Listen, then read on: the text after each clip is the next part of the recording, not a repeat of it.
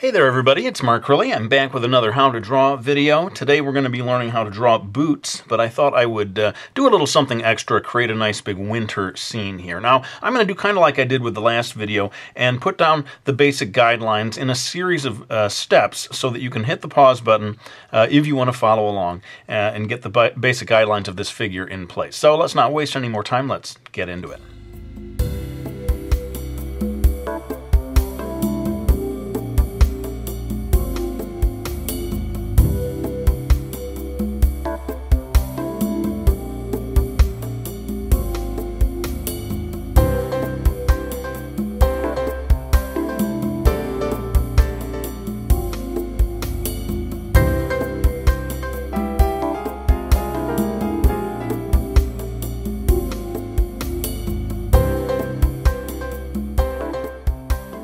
Okay, so the first thing I'm going to do is put a curved line here near the top of the calf.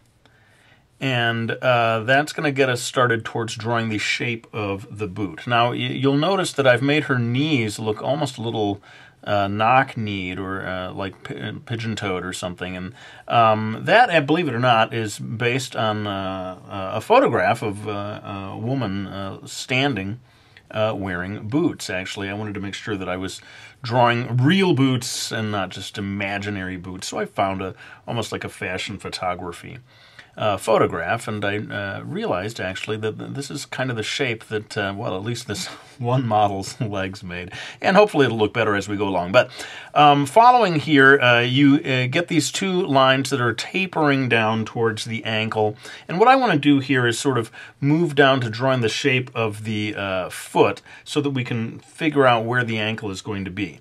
And what I'm doing is creating maybe 1, 2, 3 lines here that for me form the toe of the boot before bringing it back. And as I do this, I feel like, well, I'm going to have to move that ankle up just a little bit. And if you're looking for guidelines or hints on how to get these lines in the right place, this line here on this one side of the foot is more or less exactly vertical, maybe just a little bit of a tilt to it, but certainly compared to this other one, it has much more of a diagonal feeling to it. So we want to get a proper width here for the ankle. Of course, it's going to be the narrowest part of the boot. And then I'm sort of adjusting this line here. And this gives us the basic shape that we can build all of this off of. Now, I'm going to give this boot a kind of a cuff up here. I hope that's the right word. Keeping my tradition of never knowing the word. The boot cuff, as we call it in the business. And so I'm adding some extra lines out here to have that kind of cuff, you know, folding over and coming out, breaking the contour that we had established there. Now, I wonder if I can even zoom in a little more. I think I will, because this is, you know, this is really going to be crucial about getting all the wrinkles and so forth. So I'm going to shift the focus yet again. Okay, so we've shifted on in here, and the first thing I'm going to do is draw a secondary line here, which would be the sole of the shoe, right in the front. And so kind of following that initial guideline that we put in there, it's not going to be quite as squared off as I had done. And now it's time to follow back. Now there's kind of, you can sort of imagine two sections here. There's the sort of the toe area. And so I'm going to change this line just a little bit right there to suggest this area of the toe as it comes back. And here's where it gets kind of fun or challenging, whichever word you prefer. When we start adding wrinkles to this particular type of boot, and you see them all over the place, where there's maybe excess leather in the boot, and so you get these sort of wrinkled contours that, you know, it's quite deliberate. It's sort of part of the fashion. And what I want to get into here is showing how we can draw these wrinkles. I'm going to start with one line that's coming across like so. And my technique for drawing wrinkles, I mean, it sort of varies, but I'll end up with a lot of sort of, you see how this is like a V shape here? It's like a V on its side. I'll kind of alternate between these V-shaped lines, or checkmark-shaped lines, and these other lines that just kind of come off the side. And you don't want it to be too regular. I mean, I think that's part of the problem that some people have, is it becomes a repeating pattern, so you don't want to have it look exactly the same. but you're kind of playing around and figuring out, well, let me get another, let's say, for example, here, let's get another one of these V-shaped hooking lines right here. And you're experimenting until it just sort of feels right to you. And I don't want to go overboard with the wrinkles, as I have done in the past. So I'm going to probably limit it to that in terms of the wrinkles on this boot. Although there may be, like, let's say there's maybe one up here in the cuff area, the cuff region. And again, I'm going to do, just to show you my technique, a little bit of that V shape or hook. Maybe we should just call it a hook. It's hooking back.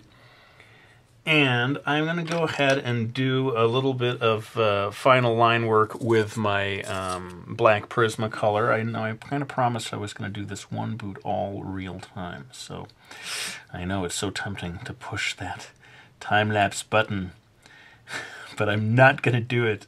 Stay strong, Mark. Stay strong. Do it all real time, at least for one boot. So this is just final. This is my technique. You out there in YouTube land, you may prefer to use an ink pen for doing final line work. I have kind of gotten hooked on using this black colored pencil for my final line work. And the main thing is that it's a permanent line that can't be erased. And once we've got that in place, we can begin to, erase a little bit of those initial guidelines, very lightly. I'm using just an ordinary pencil eraser. And we kind of got what we need there. It's time, I think, to move on to the shading. And yeah, hopefully we're close enough in that you can follow along with this.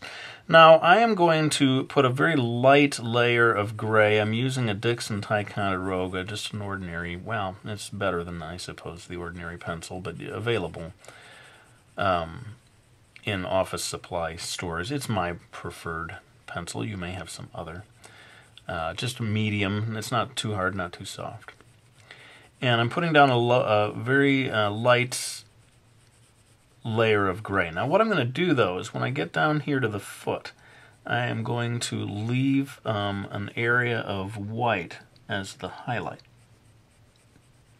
Again, this is sort of based on this photograph that I looked at, and I noticed that the light was sort of shining off the woman's shoe, particularly in that area. And I would say, and I've said it before, but here I am saying it again, nothing wrong with photo reference, people. When you want to know how to draw a boot, you want to know how to draw a car, you want to know how to draw anything, start with the real object. And of course, drawing from life is a great way to go. If you have maybe a boot in the house you could look at. But if you don't have that type of boot that you're looking for, just go ahead and find a photograph online and use that as reference, as I would wager almost all professional illustrators do, rather than just winging it. Now you can see I'm starting to add more and more shading here on the right-hand side of the boot. I've decided that the light, this sort of winter light, is coming from the left, and so that's creating, we're adding more and more shadows over here. And my technique in terms of shading is to gradually build more and more, starting light, working at it, and making it darker. Now, I admit that the photo that I looked at was not a girl standing in the snow, but she was standing on a white sidewalk, and so I hoped that it would be fairly similar conditions in terms of the lighting. And if you want to get into what we call reflected light, you could leave a little bit of a whitish area over here on one side. So yeah, why don't I do that actually? I'm going to erase away a little bit here so we can play around with this idea of reflected light. So you can see it getting a little lighter over on that edge. And then the darkest, when you're doing reflected light like this, the darkest area actually ends up being a little bit inside the boot, the area of the boot. It's not inside the boot. We're not shading inside someone's boot. But you can see that by moving the very darkest part of the shadow over just a touch and then leaving a white reflected light shimmer over here on the very far right edge, it makes it a little more convincingly 3D, and this is based on, what happens in real life, especially on a snowy day. You're going to have a lot of reflected light reflecting off the snow and going back onto the edge of the boot. So that is a technique that you can use not just for drawing boots, but for drawing any surface, especially a shiny surface. You're going to get a lot of these sort of extra reflected light areas. But you can't just start throwing them everywhere. There has to be some logical pattern to it, So I've got the major light coming over here. I'll make the boot a little shinier. So I'm straying a little bit from my photo reference, which had not put, as I saw, so much white highlights in this upper area of the boot. Although maybe I think the top of the cuff, this area right up here, had a little bit of that shine going on. But you just keep working at it. It takes time. I mean, you can see I almost become uncomfortable doing a video when it's all real time because I fear that I'm boring everyone to death. Anyone bored out there? Leave a message in the comment section, and I'll know not to do this ever again. But this sort of has taken you through the whole process of drawing this boot. I hope you have found that useful. Now, the second boot is going to be largely the same, so I'm going to do that all in time-lapse. And maybe, depending on how much time we have left, I might be able to give you some pointers in terms of drawing other things on this figure that, of course, we have only very roughly sketched out so far. So let's go ahead and draw this other boot.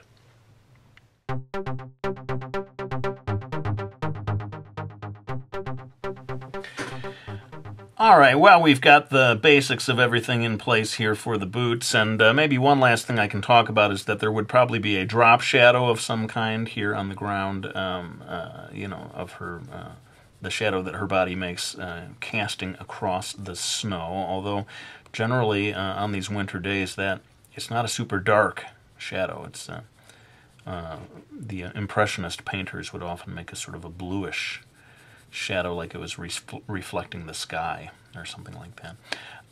Let me go ahead, though, and move on to finishing off this drawing. I think my idea is to zoom in on individual parts as I work on them, so that if people, again, some people like to follow the entire pose, recreate the whole drawing that I've done here. If you're one of those people, you want to do that, I will give you the opportunity by completing each piece in pretty zoomed in close so that you can see the details of what I'm doing. But it will all be time-lapse, and you'll have to, hit the pause button or whatever if you want to catch up as I speed along through things. But let's not waste any more time. Let's get into it.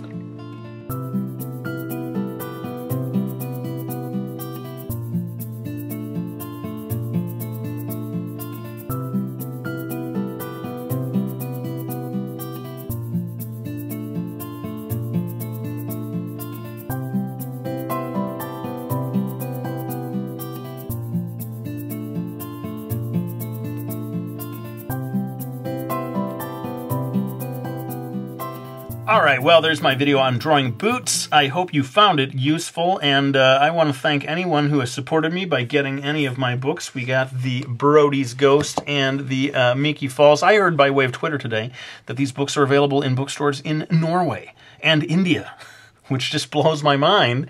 Thank you to all of the bookstore owners across the globe who are ordering these books.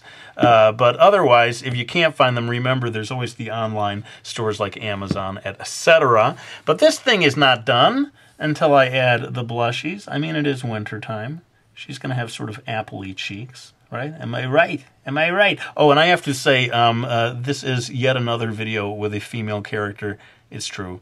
I haven't done enough of the male characters. My Sacred Vow next video will have a male character as the central figure in whatever it is I end up teaching next week. But let me go ahead and lay down this pencil. I want to thank you all for watching this video. I hope you found it useful, and I'll be back with another one real soon.